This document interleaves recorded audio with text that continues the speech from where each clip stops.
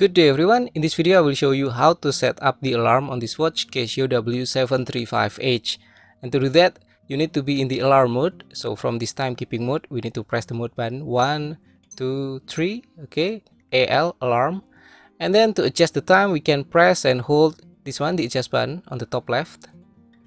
And now the hour will be blinking, and we can increase the number by start button and decrease by the split button. So for example, if I want to set the alarm at 5:30, then 5, and then press the mode button to move to the next item, the minute, and press the start button to increase.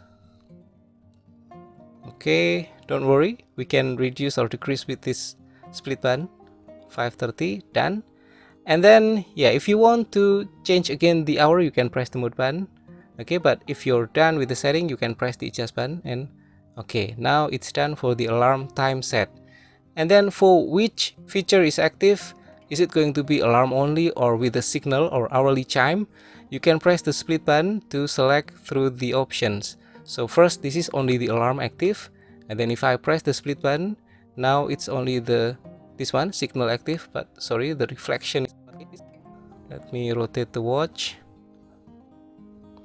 Yes, now it's only the signal. And then if I press again the split button, now both are active, and if I press again, now both are not active. And for this one, I want both to be active, so I press again this one, alarm active, signal active, and once more, both alarm and signal active.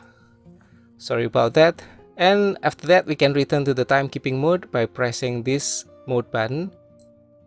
Anyway, if you happen to be annoyed by the alarm and the signal sound, you can turn both off from the alarm mode. Okay, wait a moment.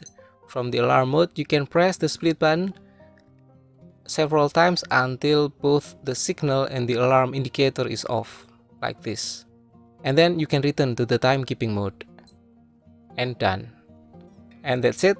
Done for the setting of alarm for this watch Casio W735H.